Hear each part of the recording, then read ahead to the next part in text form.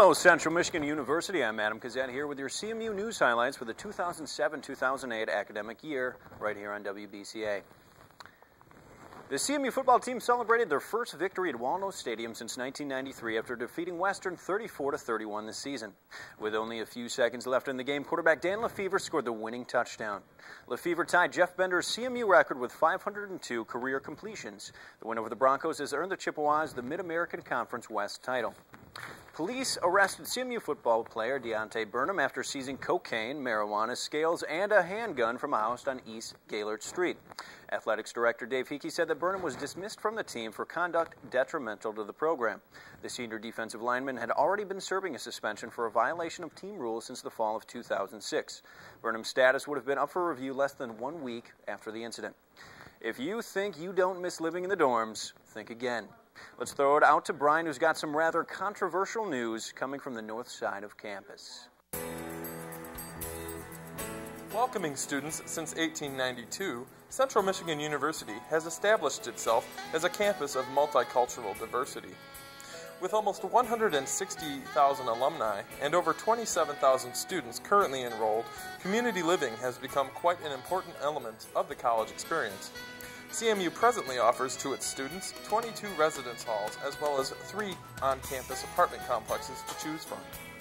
This gives students the opportunity to diverge themselves into the atmosphere of diversity.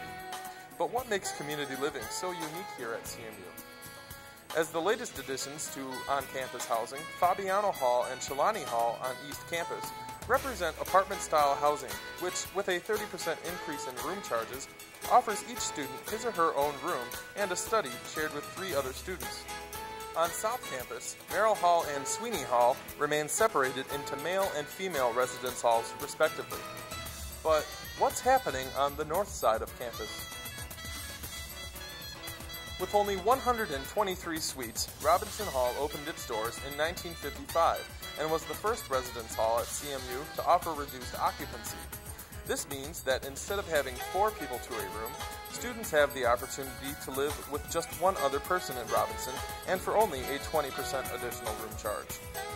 Commonly known to its residents as Robbie, Robinson Hall has the distinct honor of being the first residence hall in the country to incorporate private bathrooms conveniently installed with windows and ventilation fans. Students who reside on one of Robinson's 4 floors may also enjoy the convenience of a computer lab for studying and free printing services, a weight room located in the terrace, which is accessible for only a $10 annual fee, coin-operated washers and dryers in the laundry room, also located on terrace, a game room equipped with billiards, foosball, table tennis, and vending machines, and of course, the Robinson Residential Restaurant, with meals provided by the Department of Campus Dining.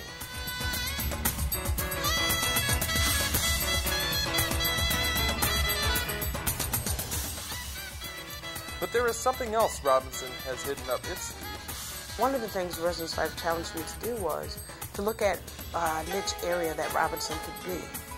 What do you think we could provide the students that would hold us above and beyond maybe other buildings on campus? The thing I said was, it'd be nice to be co-ed definitely by room and have males and females in the same room, because we do only have 2 people in the room. It would justify the 20% more, meaning like because I want to live with my sibling or my significant other, we can move in together.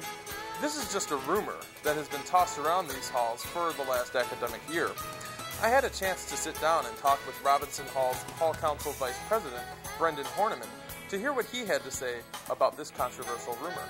Let's say a boyfriend and girlfriend are together and they want to move in together. And if they want to, I know there'd be a lot of people who wouldn't feel comfortable with that. It'd cause a lot of problems. I mean, if they got in a fight, for example, like, that'd be a huge mess within itself. You know, they could break up. And so I would see that as a drawback. I would see that as abusing it, or people who are just going to do it because they know that they can, because they can be with the opposite sex. When told that the co-ed rumor could possibly allow siblings of the opposite sex to live together on campus, here's what one student had to say. Honestly, I don't think a lot of people would sign up for that, because kind of the whole part of getting away from home is to get away from that aspect. Boys and girls are completely different, so it's almost like, I don't think it would work out that well.